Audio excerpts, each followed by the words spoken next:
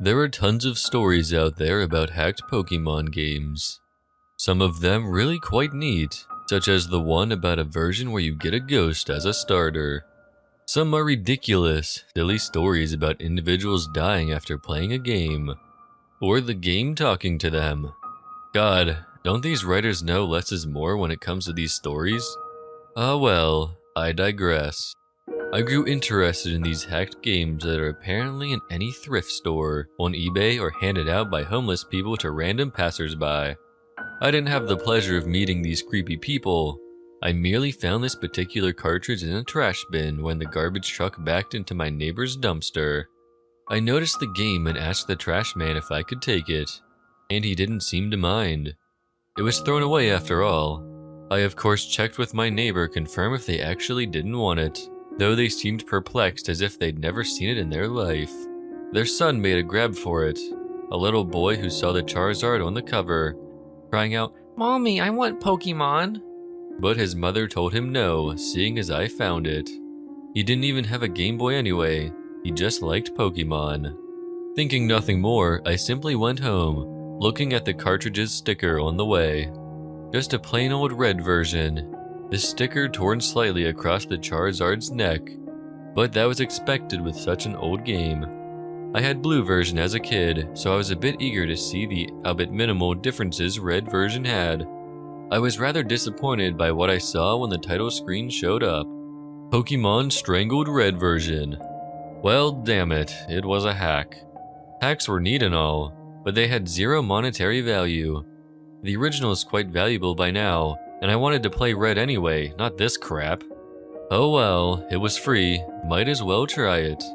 The name was odd, however. Strangled Red? That made no sense. Not even in a morbid description of someone being asphyxiated, as people turn blue when choking, not red. Who knows, maybe there was a pair of these hacks and I just got the red one. The more I thought about this though, the more interested I became. My initial disappointment turned into curiosity. I wanted to know what the creator had made, and I was going to note everything I saw. The first oddity I noticed was the start screen had a Charizard next to the trainer instead of a Charmander. Also, the Pokemon never cycled through like the original versions did. It just stayed Charizard, even after 5 minutes of waiting.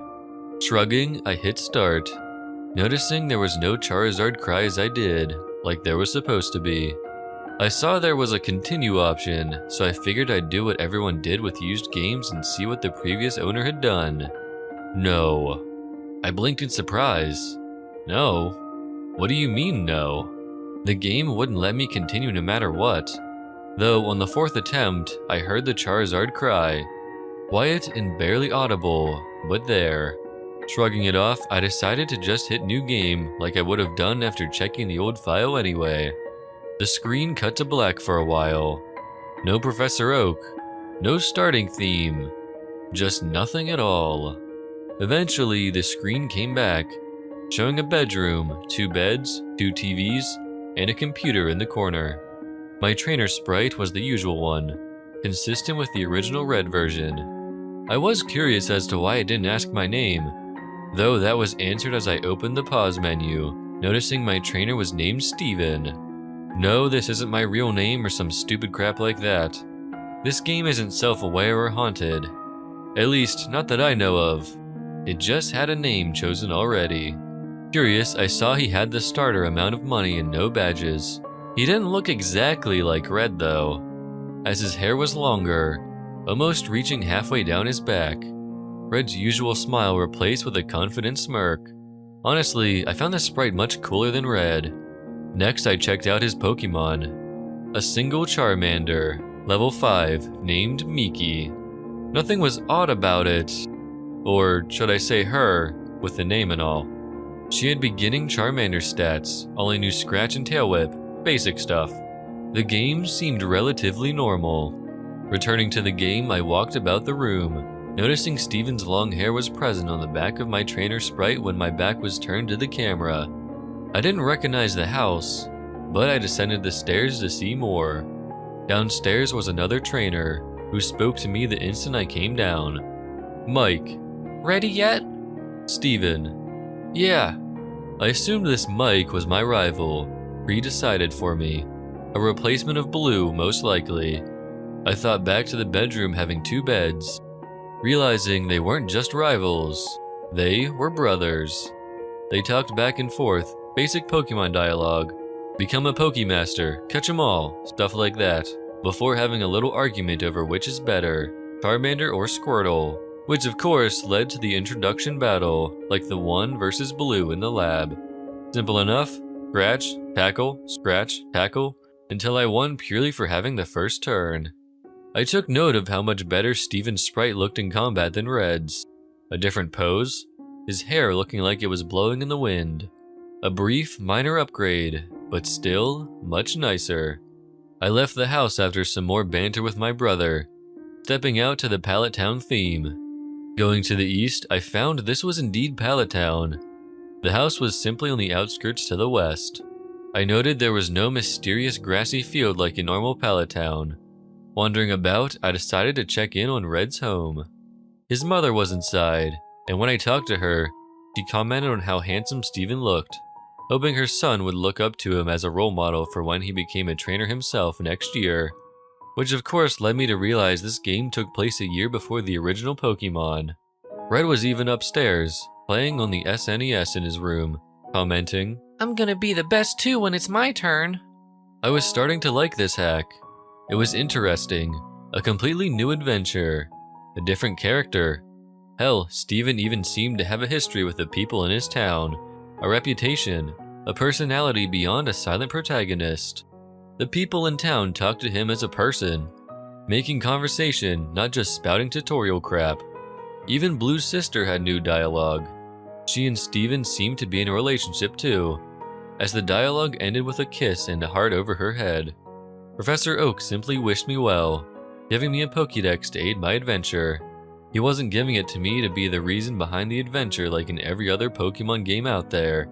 He gave it to me out of kindness, something to help me on my way. A gift. I was liking this more and more with each second. The game seemed to have an actual story now. I was somebody, not just a cookie-cutter protagonist anyone could be. Not some blank sheet that could be replaced without notice. The story was different, though the actual gameplay remained unchanged. I went north like I was supposed to. Went from town to town, collected badges, received the praise of the leaders. Steven's fame even seemed to spread, as some NPCs would talk like they knew him. I used Miki for every battle, and she was growing surprisingly fast.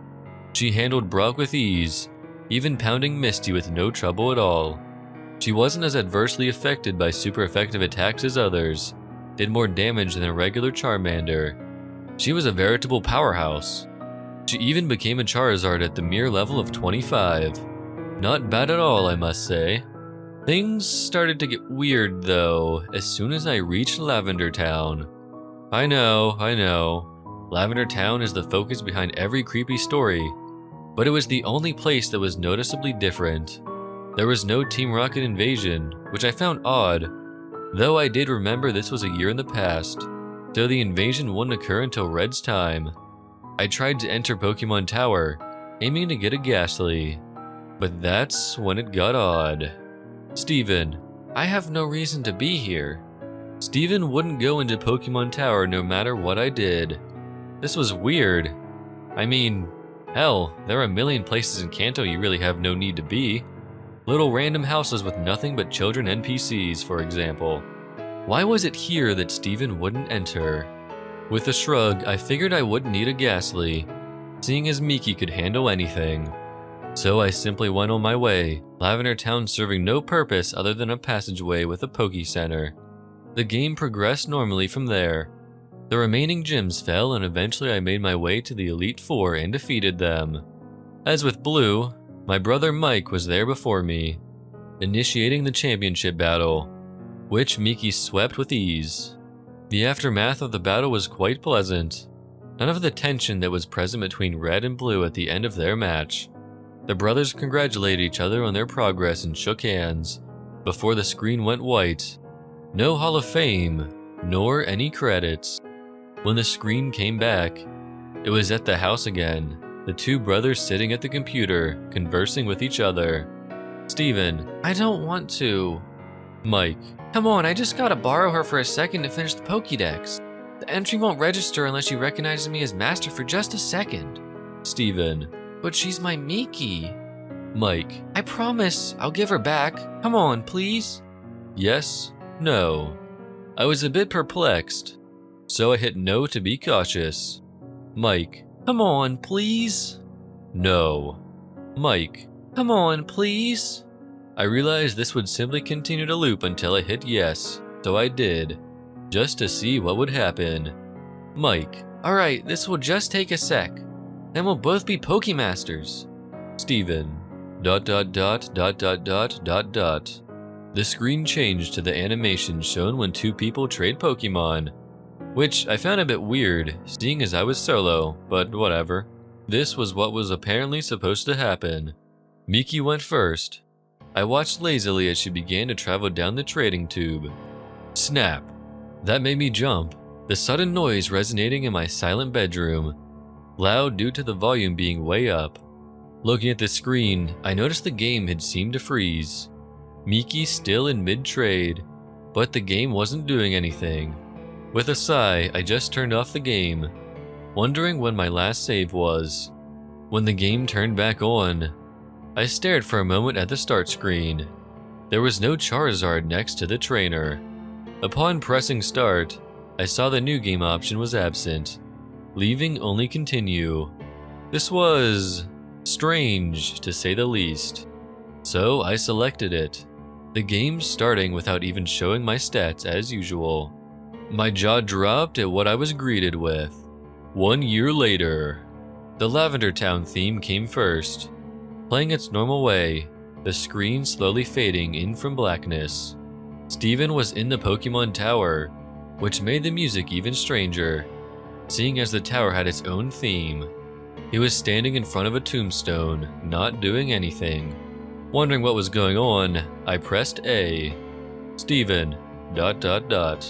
Confused, I tried walking, realizing I was indeed in control at the moment. I brought up the pause menu and checked my party. Miki was gone. Not just Miki, all Pokemon. He had nothing.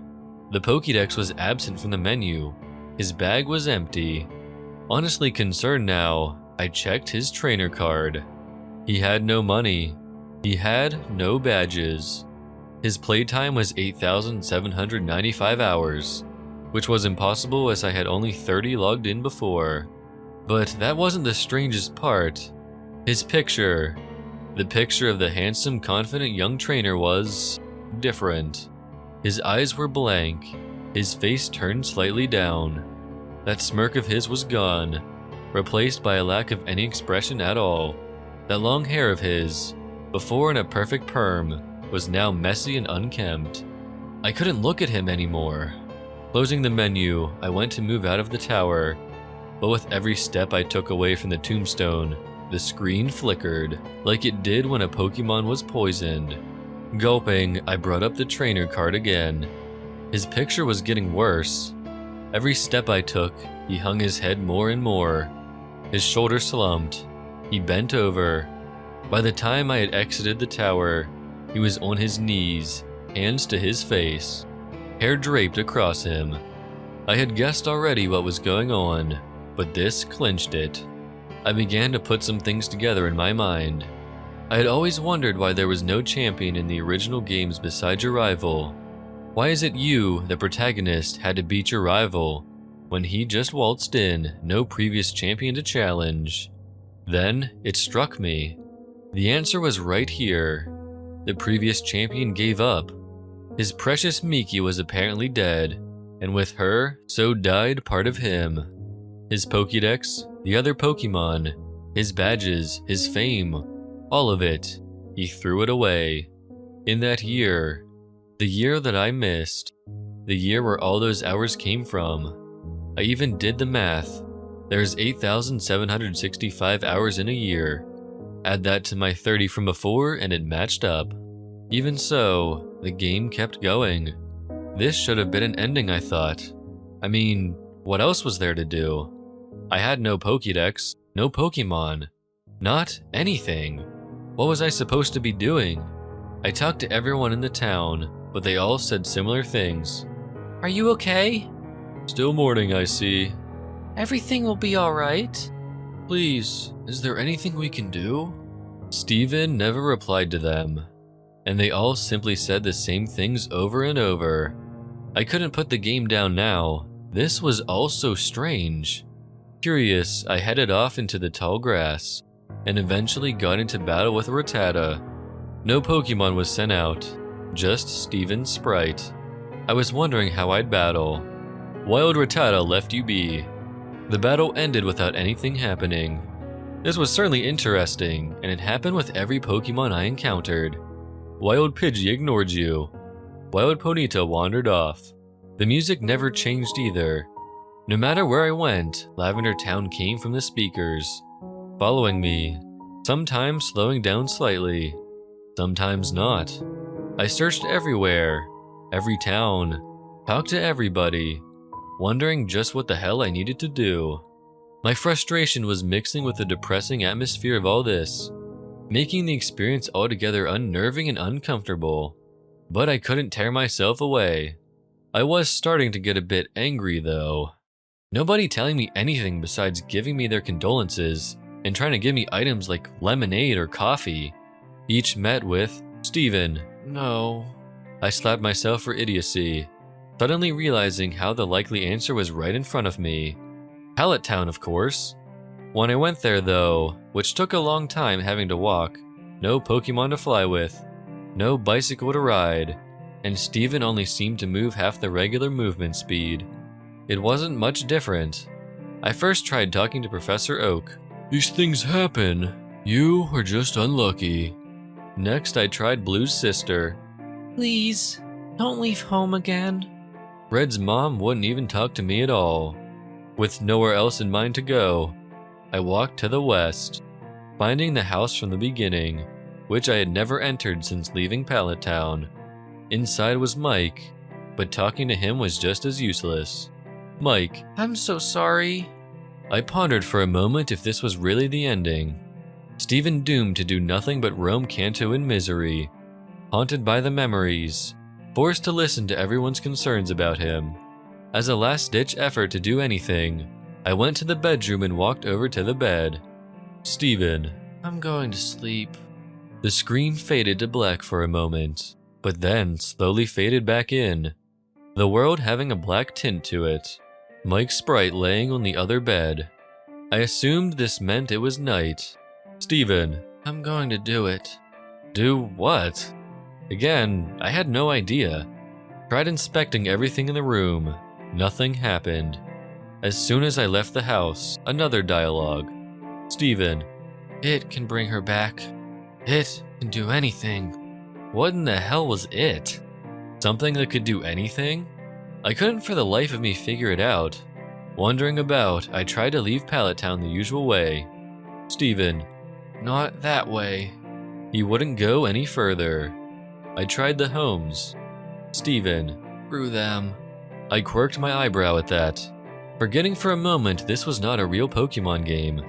The vulgarity just took me off guard. I continued to look around, but there was nowhere I could go, until I accidentally stepped on the ocean, and Steven walked right in, only the upper half of his sprite visible, like the swimmers you encounter in the Cerulean Gym. I didn't know he could swim. Steven, the missing one. Missing one? I paused for a moment. No, he couldn't possibly mean that I hadn't tried the missing no trick on this hack yet, but it just fit too well. That had to be what he meant.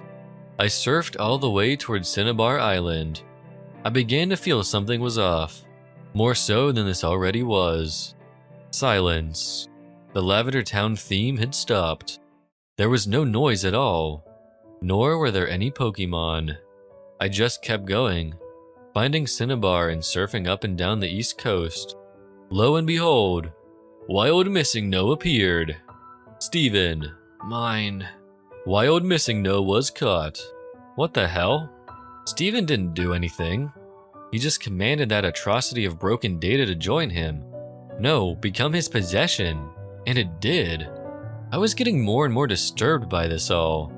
Checking the start menu, I saw Missing No was not in my party, but instead an item, making things even stranger. I checked the trainer card as well. Steven has his back to me, his long hair draped behind him, his hands in his pockets. Nothing else. Remembering what he said at the start of this night, I realized what I had to do. I surfed to land and made my way northeast to… where else? Lavender Town. Along the way, I noticed all the trainers, oddly still out at this hour, wouldn't look at Steven. All of them turning when he passed, even those that were normally static. I tried talking to one of the officers in the guardhouse type buildings. Just go. They all said the same thing, though one sent chills down my spine. Sometimes dead is best. My hands were sweating by this point.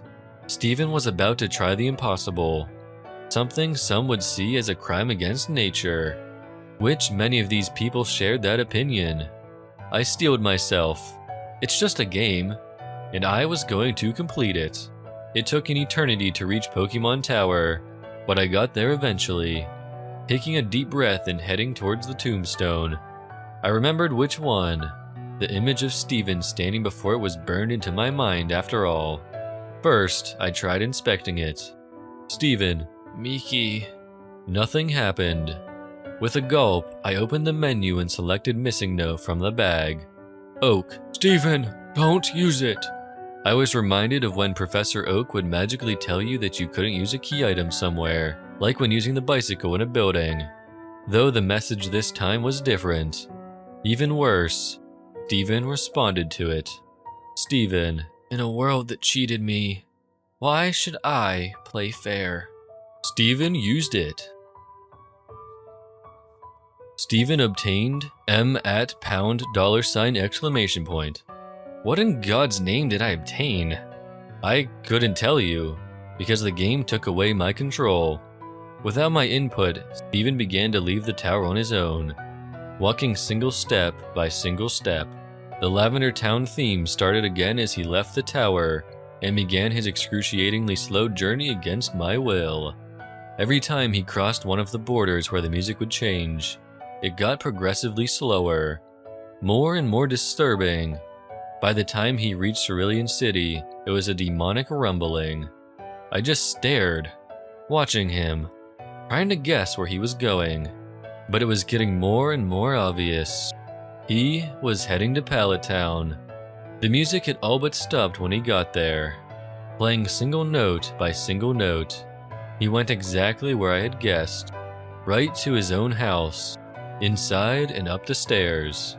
At this point, there was no music. Steven moved step by step, stopping at his brother's bed, turning to face him. At first, I thought the game froze. He didn't do anything, simply stood there, and I couldn't move him. I did, however, find out I could open the pause menu. I was terrified to look, but I couldn't stop myself. I selected his trainer card. There was a low growl noise, like a distorted Pokemon cry. Steven was looking at me again, directly at the screen. He was hunched over, his bangs obscuring his face. His hair was wild and feathered out.